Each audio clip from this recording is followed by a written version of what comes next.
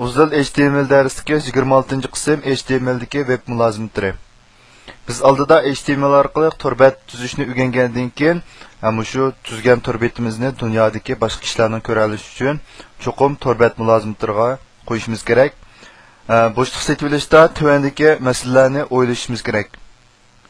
Ya'ni bu mülazimətlərni har qanday bir kompyuter bir mülazimat bo'la oladi. Odatda torga ulangan kompyuter bo'lsa. Buningki uning qo'yilgan talabi birinchi qattiq detal saptamasi cho'qim cho'ng tipdagi haqiqiy tor bekat qurmoqchi bo'lsak, mülazimətlər qattiq detal saptamasini oid yuqori bo'lishi kerak. Odatdagi oila kompyuterdimi mülazimətlər qurg'il bo'lgan bilan, lekin cho'ng tipdagi bekatlarni normal so'rayolmaydi.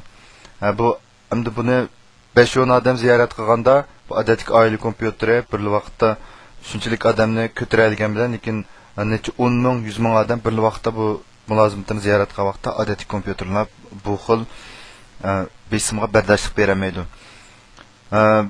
Buning uchun maxsus mülazimətlər elishqa to'g'ri keldi. Bu orqali 24 soatlik muqim ziyorat qilgan bo'lishni ishqa oshig'ildi. Ya'ni maxsus mülazimətlər ta'minlagan, ya'ni shu bo'shliq mülazimətləri sotadigan tor bekatlardan shunday mülazimətlər setib olsak bo'ldi. Ikkinchi yumshoq detal saplamasi.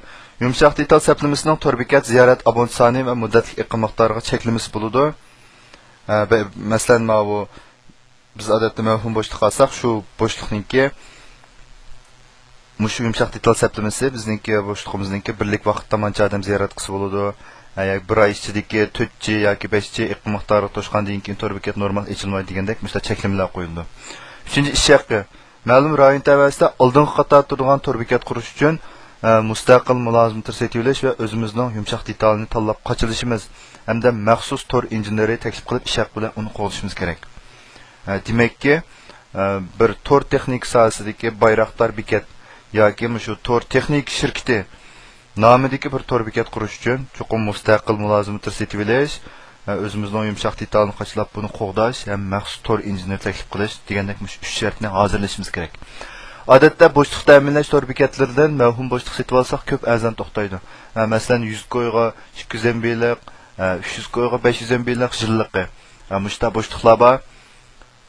Shunga hamda bu bo'shliqni ISP, ya'ni internet mulozimat ta'minlaguvchi deb ataymiz. Shularga ehtiyojimiz tushadi. ISP ni ishlatishda tuvandikilarga diqqat qilish kerak. Birinchi, ulanish surati cho'qim tez bo'lish kerak. Hamda ba'zi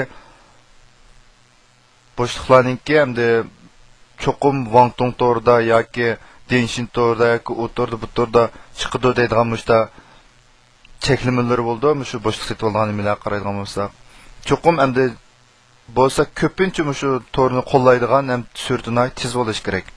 Bo'lmasa bu abonentlar tor betingizga kirib buni bir chekib qo'yib, bir necha sekund buni saqlab yo bir minutcha tor betning ichkilisini saqlab o'tirib, bu qildigan bo'lsa, keyincha bu tor bekatni qayta ziyorat qilmaydigan bo'lib qoldi. Ikkinchi qattiq detal saplamasi cho'qim yuqori bo'lishi kerak.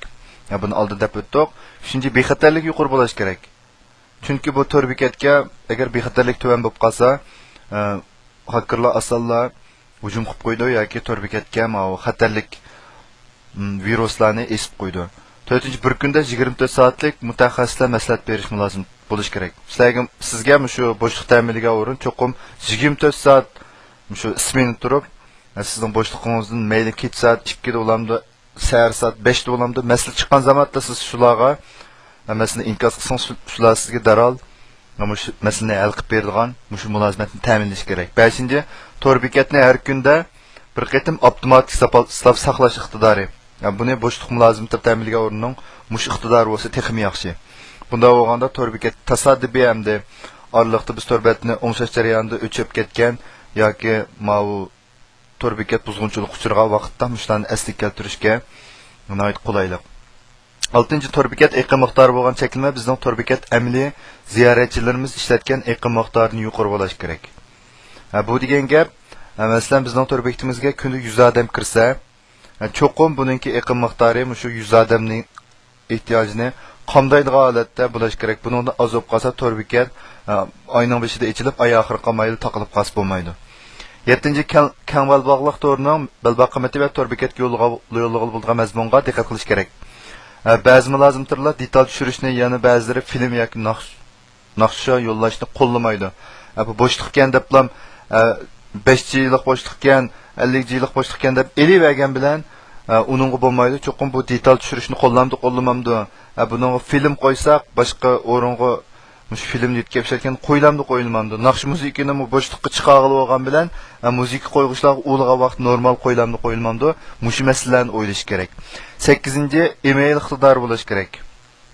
Ya'ni buningki masalan siz uzdil.com degan nomda tor bekat olsangiz, masalan uzdil@uzdil.com degan shu email o'zingizga xos bo'lgan mush email iqtidorini qo'llash kerak.